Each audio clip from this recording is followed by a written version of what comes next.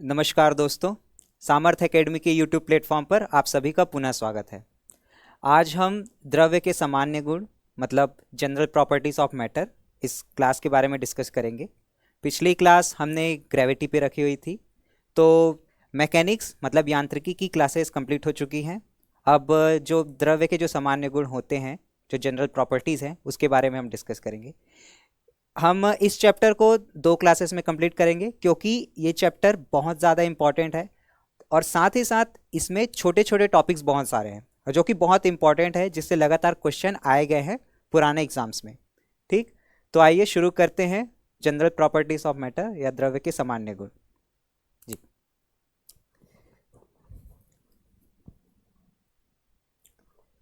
तो सबसे शुरुआत में हम ये देखते हैं कि पदार्थ की अगर बात करें, द्रव्य मतलब पदार्थ होता है, तो पदार्थ की बात करें तो पदार्थ के 3 अवस्थाएं होती हैं। तो द्रव्य की कितनी अवस्थाएं होती हैं? 3 अवस्थाएं।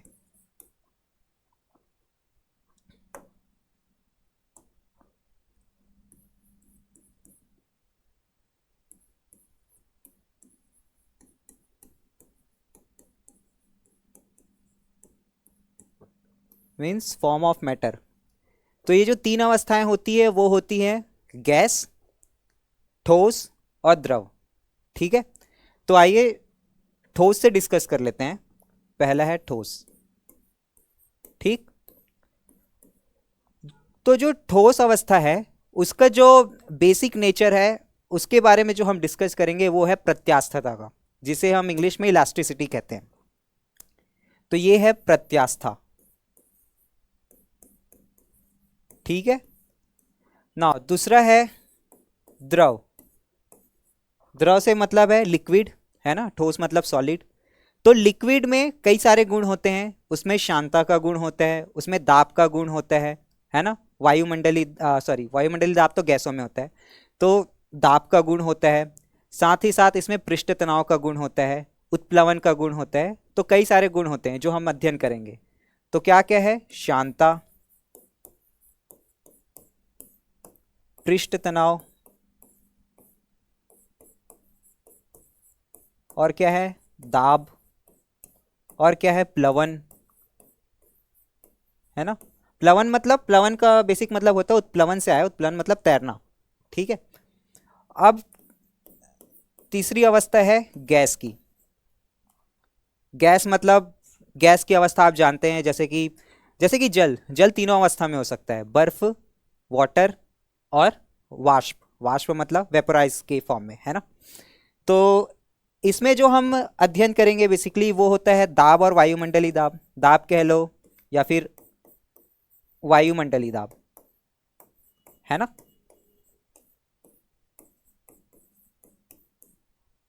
तो इन तीनों अवस्थाओं में ये कुछ बेसिक प्रॉपर्टीज है जिसके बारे में हम अभी अध्ययन करेंगे। तो पहला हम शुरू करते हैं ठोस से। तो ठोस के अंदर जो गुण है वो है प्रत्यास्था का।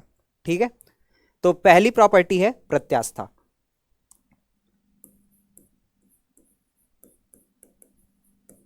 ठीक, क्या बोलते हैं इसे? इलास्टिसिटी भी बोलते हैं। ये नाम याद रखो क्योंकि ये जो इलास्टिसिटी जो नेम है वो उससे एक जो प्रॉपर्टी उभर के आती है उसको कहते हैं, उस वस्तु को कहते हैं इलास्टिक, है ना। अगर इलास्टिक के बारे में आप सुने होंगे, जिसमें खिंचाव होता है।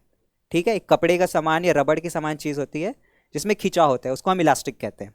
ठीक, तो प्रत्यास्थता की अगर हम परिभाषा देखें प्रत्यास्था की, तो ये होती है कि जब किसी वस्तु पर बल लगाकर या फोर्स लगाकर उसके आकार में परिवर्तन करते हैं, और जब उसी बल को, जब उस लगाए हुए बल को हम वापस खींच लेते हैं, मतलब बल लगाना छोड़ देते हैं, तब वह वस्तु अपने प्रारंभिक अवस्था में वापस आने का प्रयास करती है ना।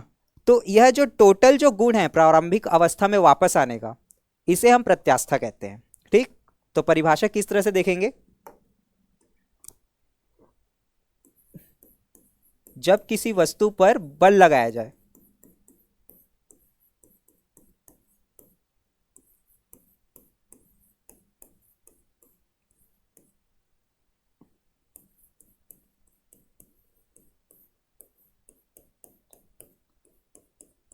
तो उसके आकार या आकृति में परिवर्तन होता है।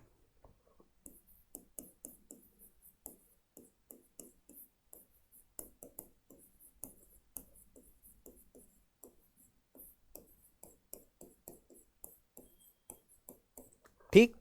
और जब उसी बल को पुनः वापस खींच लिया जाए या फिर हटा लिया जाए तो क्या लिखेंगे यहां पे, और बल हटा लेने पर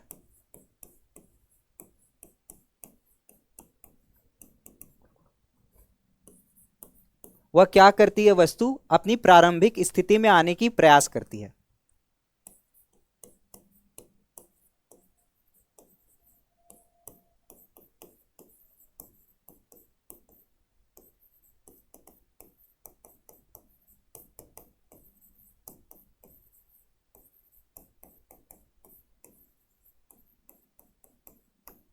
ना।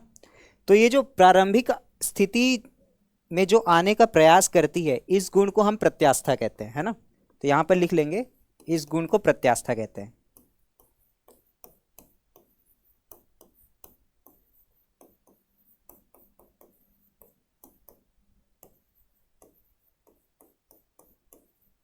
ठीक। जैसे उदाहरण के तौर पे अगर हम देखें, जैसे कि एक पॉलीथीन है ना, पॉलीथीन झिल्ली जो बोलते हैं। अगर जब आप उसे मोड़ दो पूरी तरीके से, आप हाथों से लेके उसे मोड़ दो, जब उसे आप छोड़ते हो, ठीक, तो पूरी तरीके से तो अपनी प्रारंभिक स्थिति में वापस नहीं आती, लेकिन कोशिश बहुत करती है। वो मोड़ी हुई वस्तु जो है, वो झिल्ली है, वो पॉलीथीन है, वो फैलने का प्रयास करती है ना। जो फैलने का जो प्रयास किया जा रहा है, उसी गुण को हम उसकी प्रत्यास्था कहते हैं। ठीक है। अब इसके दो प्रकार होते हैं प्रत्यास्था के, है ना।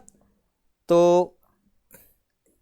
पहला है, यहां पर लिख लेते हैं प्रकार प्रत्यास्था के। तो पहला है पूर्ण प्रत्यास्थ वस्तु।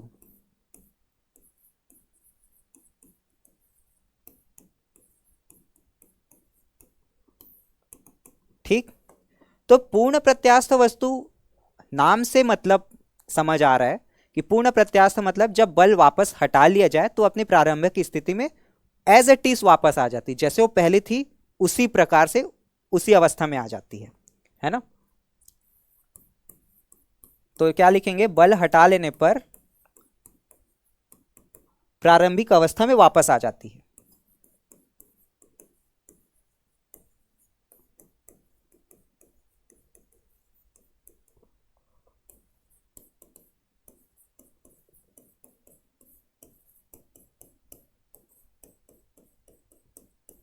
है ना। जैसे कि अगर मैं एग्जांपल लूँ रबड़ का, ठीक, तो रबर क्या होता है, एक रबर को जब आप खींचते हैं तो उस पर विकृति उत्पन्न हुई, मतलब उसका आकृति बढ़ी, आकार बढ़ा। जैसे ही आप छोड़ते हैं, वापस वो अपनी पुरानी स्थिति में आ जाती है उसी लंबाई में। ठीक। लेकिन नेचर में, प्रकृति में पूर्ण प्रत्यास्थ वस्तु कभी भी पॉसिबल नहीं है ना, यह नहीं पाई जाती, ये बिल्कुल आप ध्यान रखिए। ठीक। तो लेकिन फिर भी मोटा मोटा उदाहरण के तौर पे ना सिर्फ एक ही को लिया जाता है, क्वार्ट्स को। ठीक है। आप उदाहरण के तौर पे लिख सकते हैं क्वार्ट्स। क्वार्ट्स को हम कहते हैं, ये सिर्फ मोटे मोटे तौर पे कहते हैं, ये भी पूर्ण प्रत्यास्थ तो बिल्कुल नहीं है, लेकिन ये उस क्राइटेरिया को लगभग फॉलो करती है। ठीक। नाउ दूसरा टाइप है पूर्ण प्लास्टिक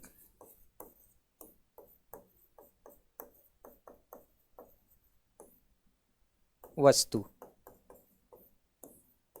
ठीक है। तो नाम से स्पष्ट है, पूर्ण प्लास्टिक वस्तु से मतलब है कि अगर बल हटा लिया जाए तो प्रारंभिक अवस्था में वापस नहीं आ पाती, जरा सा भी नहीं आ पाती, मतलब कोशिश भी नहीं करती है। ठीक है। तो क्या लिखेंगे, बल हटा लेने पर प्रारंभिक अवस्था में वापस नहीं आ पाती।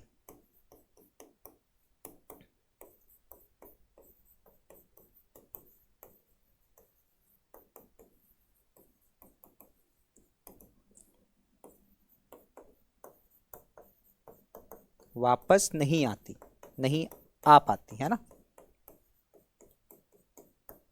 इसका उदाहरण अगर हम ले तो वो है मोम। ठीक है। मोम, तो मोम के साथ यही है, जब आप मोम को हाथों से अगर आप उसको दबाएं या फिर किसी मशीन से दबाएं और बल को हटा लें तो उसी अवस्था में रहेगी, वो अपने आकार या आकृति को वापस प्रारंभिक अवस्था में लाने की कोशिश नहीं करती है। फिर भी नेचर में यह देखा जाता है, पूरी कोशिश तो नहीं करती, थोड़ी उसकी भी क्या कह सकते हैं उसे, उसका भी नेचर थोड़ा सा होता है ताकि वह अपनी प्रारंभिक अवस्था को फॉलो करने की कोशिश करे। आ तो नहीं पाते लेकिन कोशिश करते।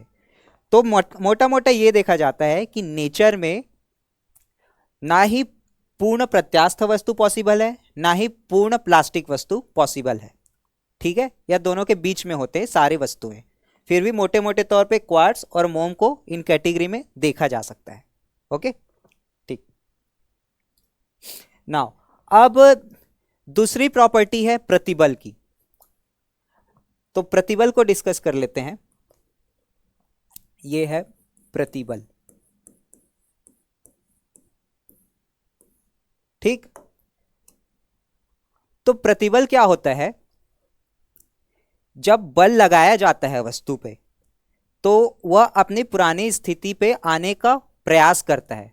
पुरानी स्थिति में जब आने का प्रयास करता है तो अपने द्वारा भी एक बल लगाया जाता है, बल लगाकर ही अपने उस पुरानी स्थिति को पाने की कोशिश करता है। जैसे कि उसी पॉलीथीन के एग्जाम्पल से ले लेते हैं, जब आप उसे मोड़ देते हैं हाथों से लेके, ठीक है, जब छोड़ते हैं तो वापस पुरानी स्थिति में आता है, तो वहां पर एक फोर्स वो अप्लाई कर रही होती है, उसी फोर्स को हम क्या कहते हैं? प्रतिबल कहते हैं।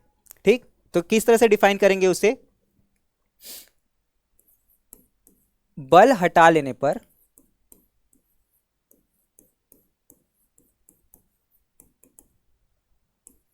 अपनी प्रारंभिक अवस्था में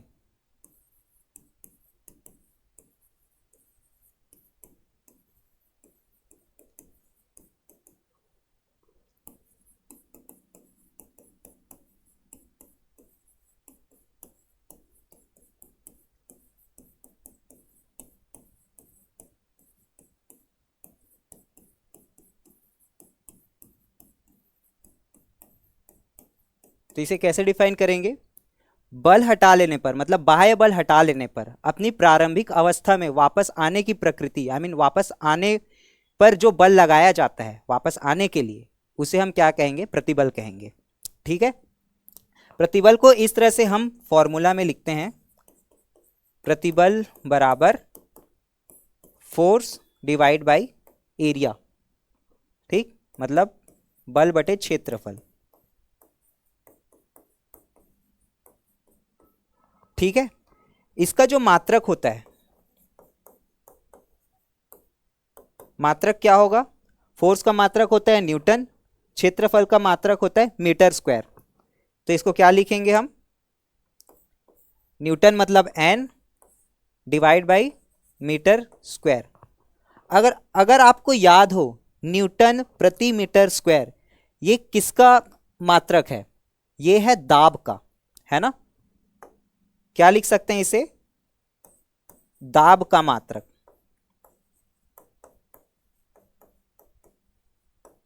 ठीक, और विमी सूत्र भी सेम होगी क्योंकि मात्रक सेम है ना? ये आपको पता है, मात्रक के चैप्टर में हम ये डिस्कस कर चुके हैं।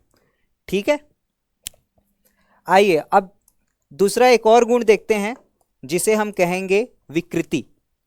ठीक है, लिख लेते हैं यहां पे विकृति। तो विकृति से मतलब है डिफॉर्मेशन, मतलब वस्तु के आकार में परिवर्तन। तो इसका मतलब सिंपली वही है, जब बल लगाते हैं तो वस्तु के आकार और आकृति में परिवर्तन होता है। ठीक, इसी गुण को विकृति कहा जाता है। तो क्या लिखेंगे इसे हम? वस्तु पर बल लगाने पर उसके आकार में परिवर्तन। आकार आकृति, है ना? क्योंकि उसकी साइज और उसकी आकृति, उसका शेप दोनों चेंज हो सकता है। आकृति में परिवर्तन के गुण को क्या कहेंगे? विकृति कहेंगे, विकृति कहते हैं। ठीक है।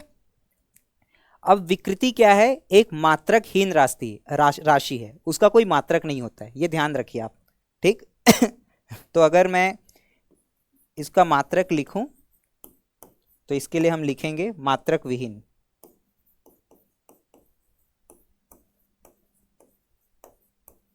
ठीक, इसका कोई मात्रक नहीं होता है, ये बिल्कुल ध्यान रखिए आप। ठीक है। अब हम ना डिस्कस कर लेते हैं एक लॉ की, एक नियम की, जिसे हम हुक का नियम कहते हैं, हुक्स लॉ। ठीक है, लिख लेते हैं यहां पे।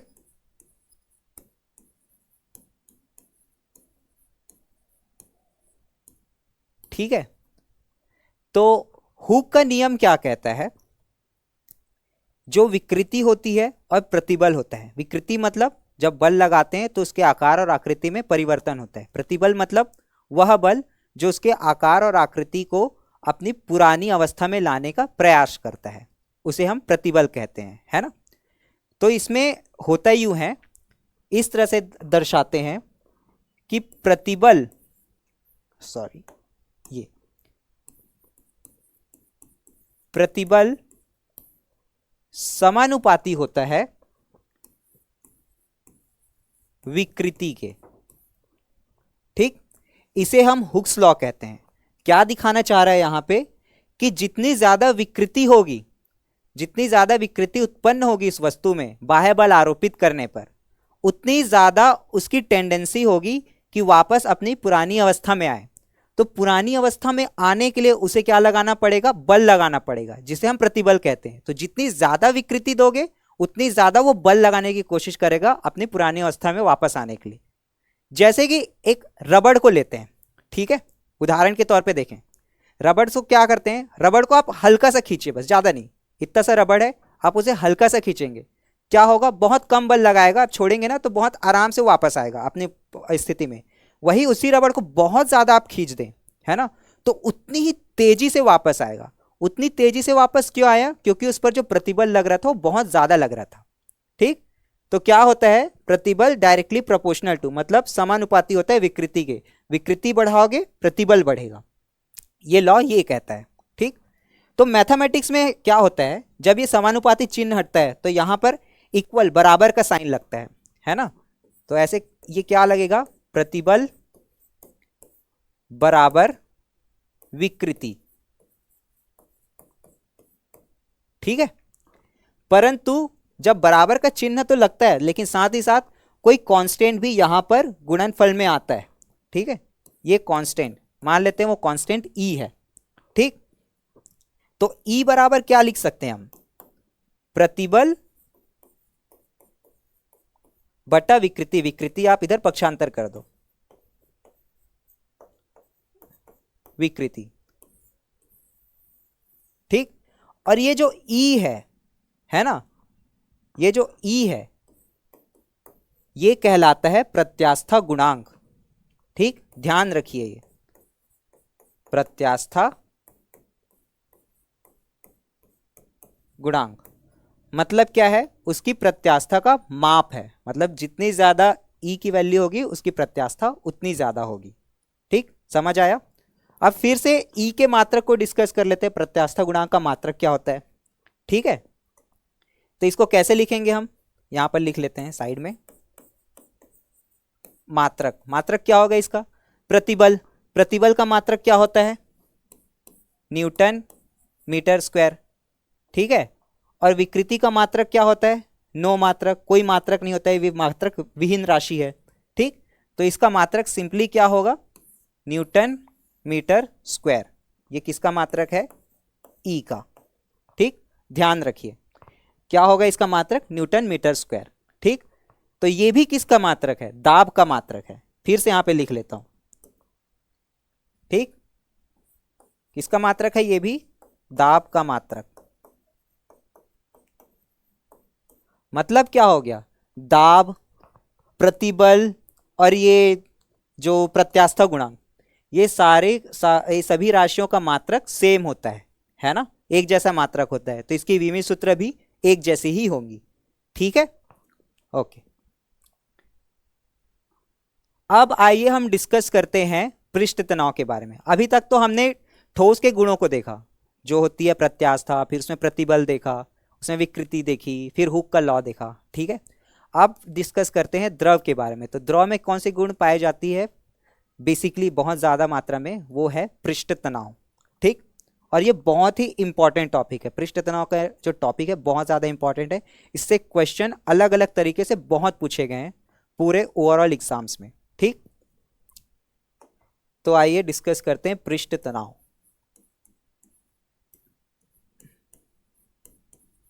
ठीक, इसे क्या कहते हैं? Surface tension.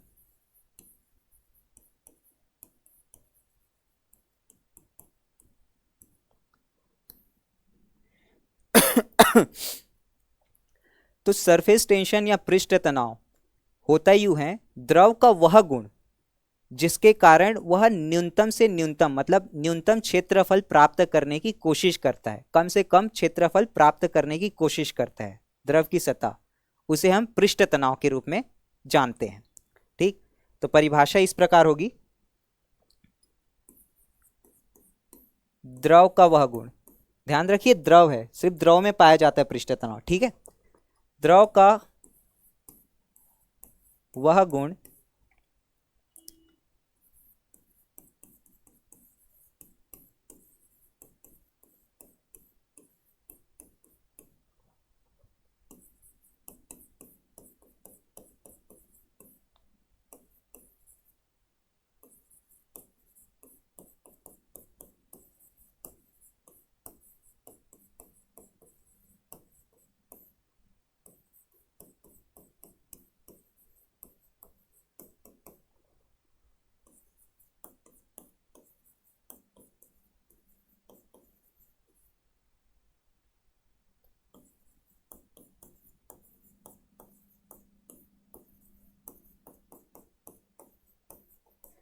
तो क्या हुआ, द्रव का वह गुण जिसके कारण द्रव की सतह कम से कम क्षेत्रफल प्राप्त करने की कोशिश करती है, उसे हम क्या कहेंगे? पृष्ठ तनाव कहते हैं। ठीक, पृष्ठ तनाव को हम इस तरह से लिखते हैं, अगर मैथमेटिकल फॉर्मूला में लिखें, ठीक, F बाई एल, एल यहां पर क्या है? लंबाई है। ठीक है, F क्या है? फोर्स है। तो मात्रक क्या होगा पृष्ठ तनाव का, आगे हम देखते हैं। इसका मात्रक होगा newton divide by metre, newton पर मीटर इसका मात्रक होगा। ठीक है, तो ये पृष्ठ तनाव का मात्रक है। तो होता क्या है, जैसे कि कोई वस्तु है, कोई है ना, जैसे कि कोई द्रव है, ठीक, उसे जब आप छोड़ देते हैं, मान लेते हैं कोई वाटर है, वाटर मतलब पानी है, उसको मैं किसी टेबल पे ऐसे गिरा देता हूँ। ठीक, तो कोशिश क्या करेगा, पानी कम से कम क्षेत्रफल प्राप्त करने की कोशिश करेगा। ठीक है, ज़्यादा ना फैले, कोशिश करेगा कि ज़्यादा वो ना फैले, उसके इस गुण को हम क्या कहेंगे? पृष्ठ तनाव कहते हैं। ठीक, अब पृष्ठ तनाव के लिए कुछ पॉइंट्स है वो हम लिख लेते हैं। ठीक है, तो ये पॉइंट्स हैं ऐसे, ताप बढ़ने पर, ऊपर एरो का साइन है मतलब ताप बढ़ रहा है। ठीक है, तो ताप बढ़ने पर जो पृष्ठ तनाव होगा, है ना, उसको आप इस तरह से लिख लो, जो जो पृष्ठ तनाव होगा वो क्या होगा? घटेगा। ठीक है, मतलब क्या हुआ? पृष्ठ तनाव का मतलब था कि कम से कम क्षेत्रफल घेरने की कोशिश करना। इसका मतलब क्या होगा? ताप बढ़ाओगे तो वह ज्यादा क्षेत्रफल घेरने की कोशिश करेगा। इसका मतलब ये हुआ, द्रव का ताप बढ़ाओ, वह ज्यादा क्षेत्रफल घेरने की कोशिश करेगा, मतलब वो ज्यादा फैलेगा। इसका सिंपल मतलब ये है। ठीक, दूसरा और पॉइंट क्या लिख सकते हैं इसमें, ध्यान रखिए बात, क्रांतिक ताप पर पृष्ठ तनाव शून्य होता है।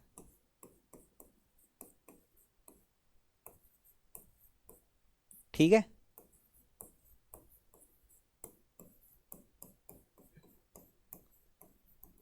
ये ध्यान रखिए आप, क्रांतिक ताप पर पृष्ठ तनाव शून्य होता है। अब क्रांतिक ताप, जिसके हम इंग्लिश में क्रिटिकल टेम्परेचर भी कह सकते हैं, एक पर्टिकुलर ताप है किसी द्रव के उसके पृष्ठ तनाव के गुण को दर्शाने के लिए कि उस ताप पर पृष्ठ तनाव हो जाएगा 0।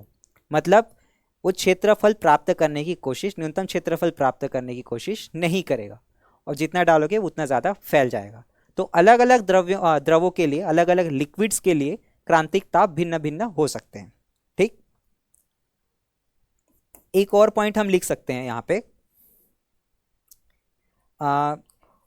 क्या होता है जब आप इस पॉइंट से रिलेटेड एक मैं फैक्ट बताता हूँ आपको, ठीक है, आप ध्यान रखिए इस बात को। अब जनरली जो आप घर में भोज्य पदार्थ ग्रहण करते हैं, चावल दाल सब्जी, ठीक, आप देखिएगा, नोट करिएगा, जब उसे आप गरम गरम खाएं, तुरंत पका हुआ है और आप खाते हैं, तो उसका स्वाद थोड़ा अलग लगता है। अलग मतलब ज़्यादा बेहतर तरीके से आप उसके स्वाद को पहचान पाते हैं, आप ज़्यादा आनंद ले पाते हैं उसके जायके का। वही जब वह 2 घंटे या 3 घंटे बीत जाता है, कंप्लीटली वो ठंडा हो जाता है वो भोज्य पदार्थ, फिर उसे जब आप ग्रहण करते हैं तो उसके स्वाद को आप, मतलब उसके स्वाद का ज़्यादा आपको पता चलता नहीं है, उतना ज़्यादा मज़ेदार नहीं होता उसका जायका। कारण यही है, होता यूँ है, जब ताप ना बढ़ा हुआ रहता है, मतलब जब आप गरम गरम खाते हैं उस भोज्य पदार्थ को, तो क्या है, वहाँ पर पृष्ठ तनाव घटा हुआ है। इसका मतलब क्या हुआ, जो वो भोजन का जो स्वाद है वो ज़्यादा आपके मुंह में फैलेगा ओवरऑल, है ना। तो ज़्यादा फैलेगा तो जीभ है जो स्वाद को आप डिटेक्ट करती है, तो ज़्यादा कवर करेगा, इससे स्वाद का पता ज़्यादा बेहतर तरीके से पता चल पाएगा, है ना। जबकि ठंडे अगर आप खाओगे, उसको ठंडा करके खाओगे, तो आपको उतनी ज़्यादा अच्छे से उसके स्वाद का पता नहीं चल पाएगा, जायके का मज़ा नहीं आ पाएगा। यही कारण है कि गरम गरम भोज्य पदार्थ खाना चाहिए अगर स्वाद आपको लेना है उसका, तो प्रॉपर तरीके से।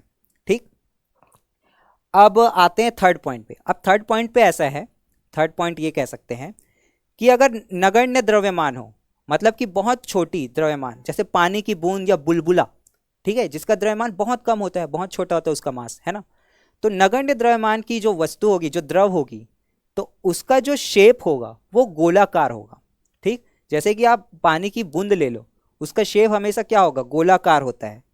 साथ ही साथ क्या होता है, बुलबुला आप लेते हो, है ना, सिंपली झाग जो आता है तो उससे बुलबुले बनते हैं, उसका भी आप शेप देखे होंगे, हमेशा गोलाकार ही रहेगा, ना ही वो रेक्टेंगुलर शेप में या बॉक्स के शेप में हो गया, या ट्रायंगल या पिरामिड के शेप में होता है, ऐसा कुछ भी नहीं होता है, ना ही टेढ़े मेढ़े शेप में होता है ना। उसका शेप हमेशा गोलाकार ही होता है। कारण यही है पृष्ठ तनाव, क्योंकि वो जो गोलाकार शेप है ना, वही मजबूर करता है कम से कम कम से कम क्षेत्रफल को घेरने के लिए। ठीक, तो क्या लिख सकते हैं हमें,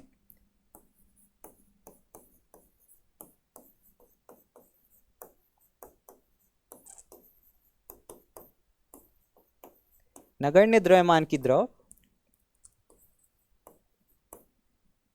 क्या करेगी, गोलाकार सतह प्राप्त करने की कोशिश करती है, गोलाकार आकृति।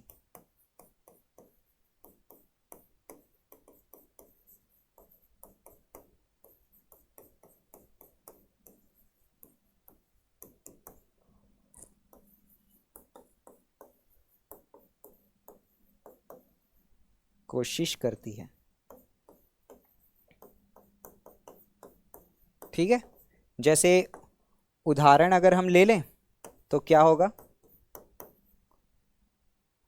बुलबुला, है ना, या पानी का बुलबुला,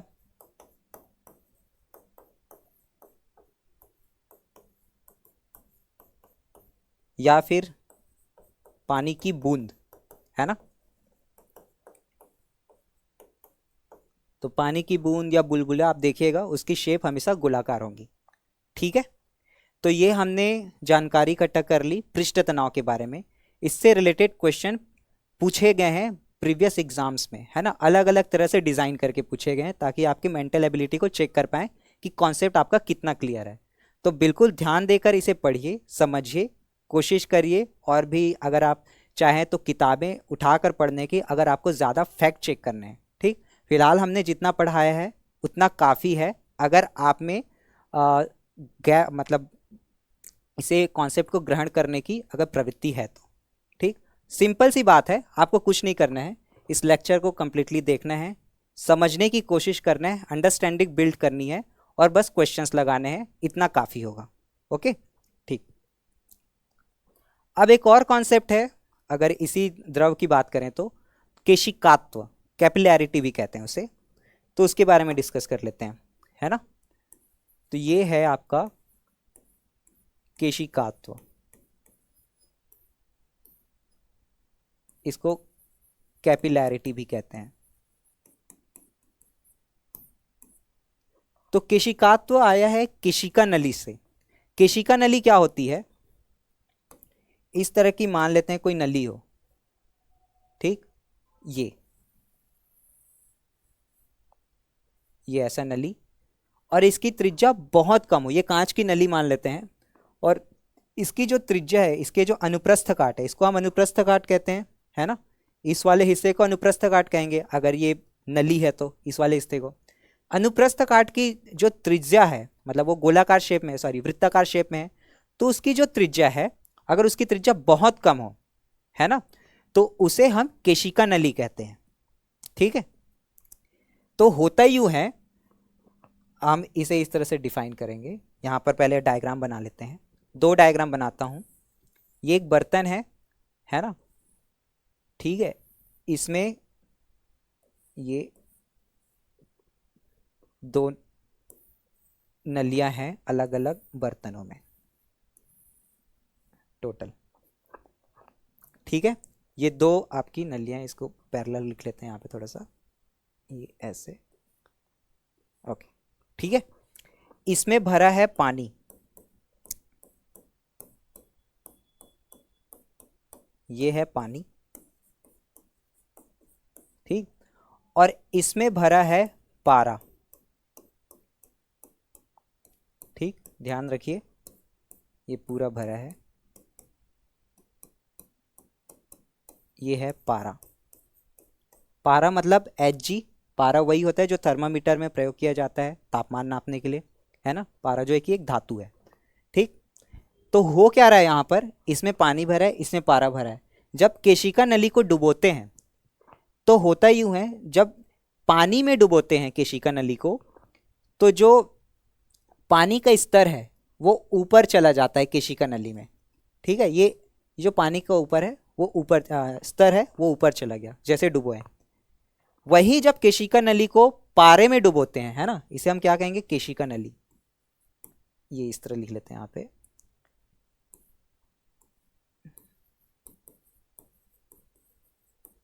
केशिका नली, ठीक। वही जब केशिका नली को पारे में डुबोते हैं तो ये जो स्तर है ना, ये और भी नीचे चला जाता है। ये इसमें बिल्कुल नहीं डूबता, ये और नीचे चले जाता है, पानी का स्तर इसको बिल्कुल टच, भिगो नहीं पाता है, कहने का मतलब केशिका नली को, है ना। पारे का स्तर जो है नीचे चले जाता है, मतलब ये ऐसे होगा, ये ऐसे होगा, ये ऐसा है, ये पारे का स्तर, ये ऐसे नीचे चला गया, ठीक। ये ऊपर नहीं जा पाता, ये थोड़ा बहुत रहेगा, उससे ज़्यादा नहीं जाएगा। तो जो पारे का स्तर है वो नीचे चले जाता है, ठीक। तो ये डिफरेंस होता है केशिका नली में, जब उसको पानी और पारे में आप डुबोते हैं, ठीक है। तो केशिकात्व क्या होता है, केशिकात्व जो गुण है वो ये है केशिका नली का, कि जब लिक्विड में भिगोते हैं या डुबोते हैं केशिका नली को, तो उसके पानी का स्तर या लिक्विड का स्तर ऊपर, द्रव का स्तर ऊपर या नीचे गिरने की इस गुण को केशिकात्व कहते हैं, ठीक। तो डिफाइन कैसे करेंगे इसे हम, यहां पर डेफिनेशन लिख लेते हैं।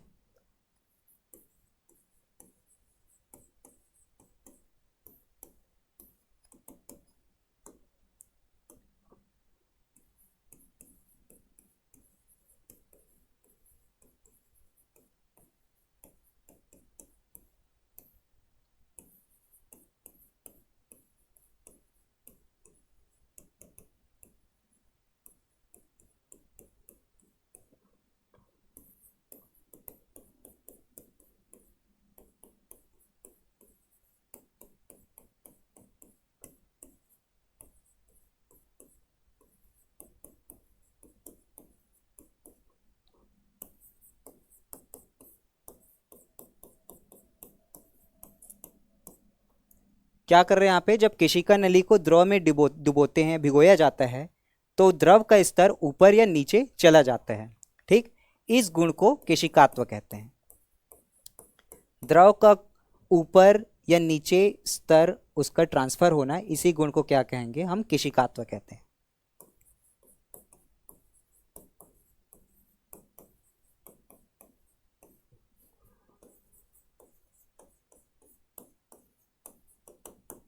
ठीक है, अब इसके उदाहरण हम देख लेते हैं। डेली लाइफ में हमें क्या क्या मिलते हैं। अगर इसके आप सिंपल एग्जाम्पल देखें तो इसके जो एग्जाम्पल्स हैं, जो बाती होती है ना, या मोम कह लो या लालटेन कह लो या दिया कह लो, तो जो बाती होती है उसमें छोटे छोटे छिद्र होते हैं, है ना, छोटे छोटे वायु के छिद्र होते हैं। वो केशिका नली की भांति कार्य करते हैं। ठीक है, तो केशिका नली की भांति चूंकि वो कार्य कर रहे हैं, तो जब उसे आप तेल में डुबो रहे हो उस बाती को, तो हो क्या रहा है, जो तेल है ना, या तो मिट्टी तेल होगा या ऐसी सिंपल तेल होगा दिया या फिर लालटेन के अकॉर्डिंग, तो जो तेल का स्तर है उस बाती में ऊपर की ओर चढ़ने लगता है। ठीक है, तो यह क्यों पॉसिबल है? केशिकात्व के कारण, यही उसका गुण है। तो क्या यहां पे लिख लें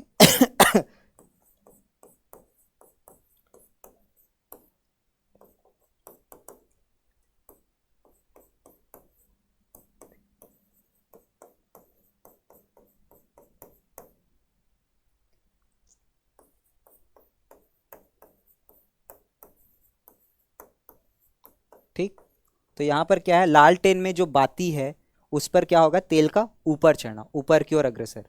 ठीक है, तो ये केशिकात्व के गुण के कारण होता है।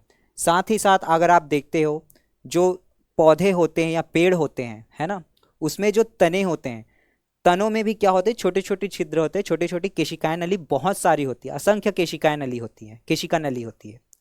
उन केशिका नली के जरिए केशिकात्व के इस गुण के द्वारा टहनियों में पानी का विसरण होता है, पानी पहुंचाया जाता है ना, पहुंचाया जाता है, ऐसे वितरित होती है पानी।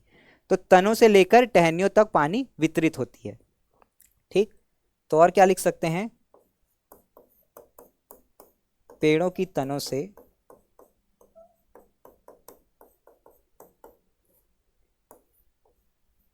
टहनियों तक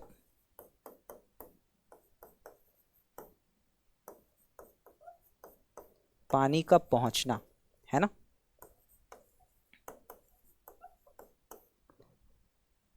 तो पेड़ों की तनों से टहनियों तक पानी का पहुंचना, ये भी किसके द्वारा हो पाया पॉसिबल, संभव हो पाया? केशिकात्व के इस गुण के द्वारा। ठीक, तो ये हमने फिलहाल इस पार्ट में द्रव्य के सामान्य गुण या जनरल प्रॉपर्टीज ऑफ मैटर के इस पार्ट में, पार्ट 1 में हमने इतने सारे कॉन्सेप्ट देखे।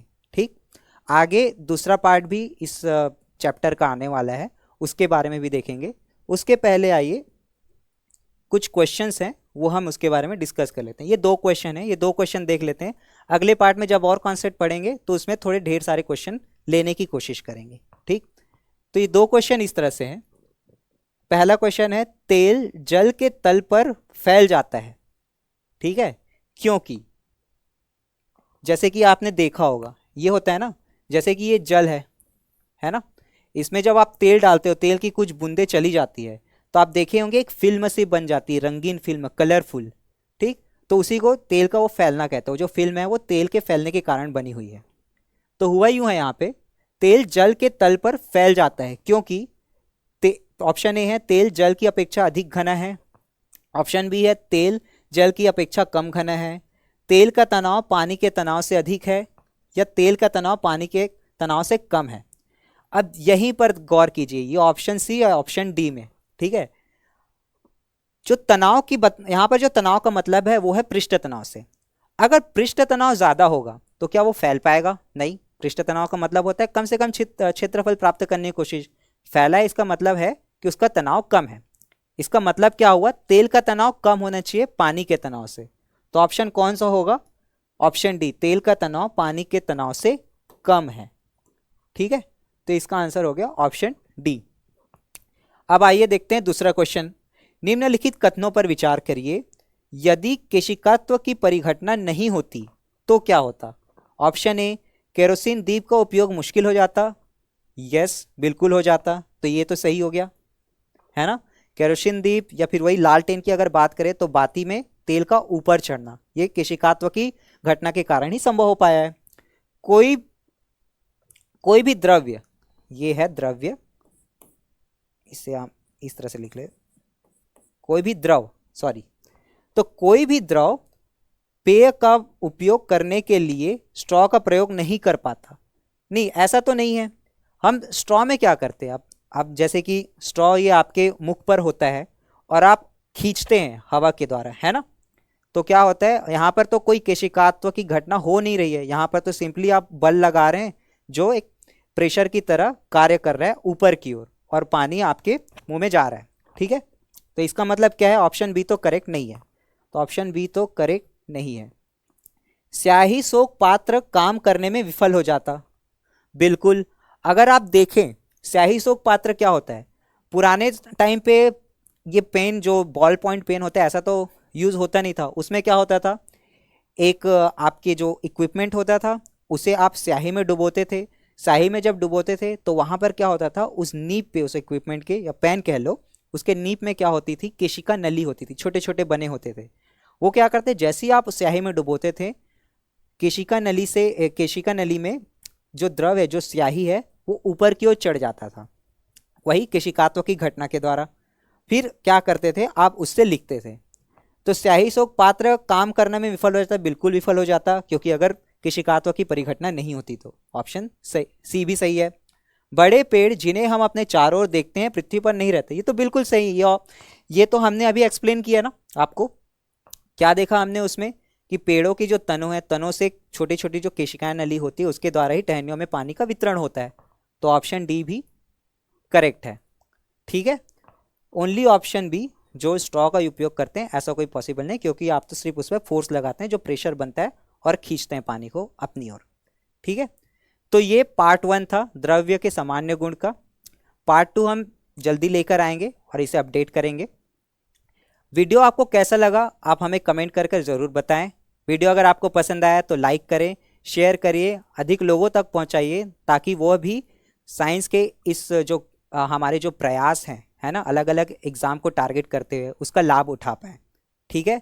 और बेल आइकन को दबाना बिल्कुल ना भूलिए, ताकि टाइम पर आपको हमारे द्वारा अपलोड की गई वीडियो की नोटिफिकेशन मिलती रहे। हमारे साथ जुड़ने के लिए आपका बहुत बहुत धन्यवाद।